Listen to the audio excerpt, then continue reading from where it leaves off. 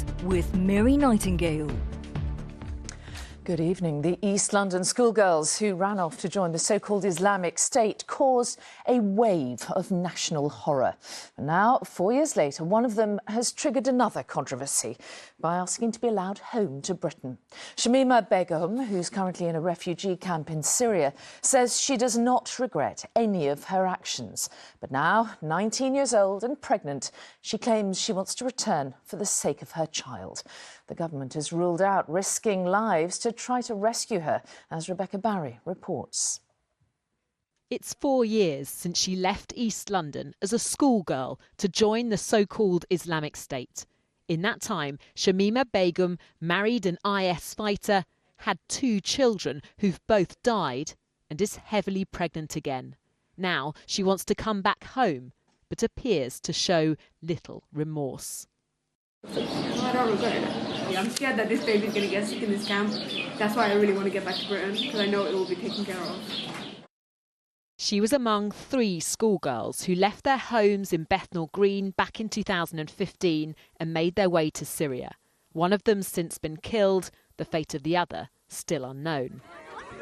This is where Shamima is now, a refugee camp in northern Syria. And in an interview with the Times newspaper, she gave an insight into what life's like as a jihadi bride.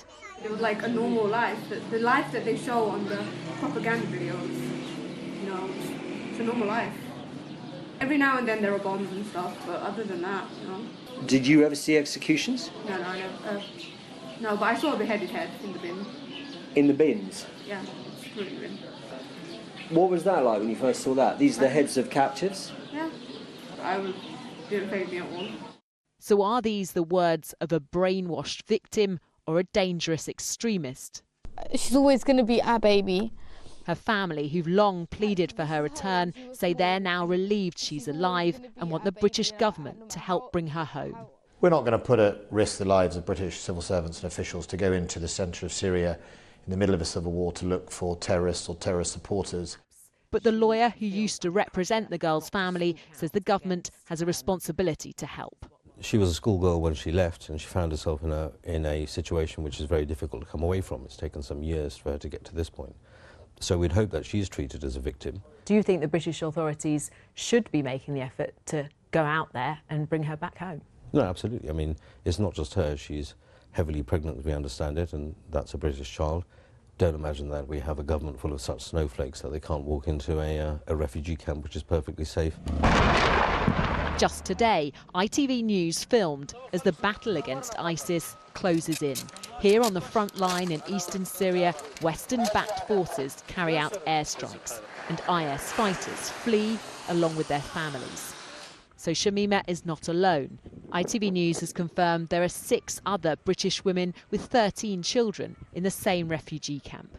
This British woman told us she's desperate to escape with her children. I would like the British government to help us and our children to get out of here and to accept us. If Shamima Begum does ever manage to get back to the UK, she'd be investigated and could be prosecuted and jailed. Right now, perhaps, even that seems preferable. Rebecca Barry, ITV News.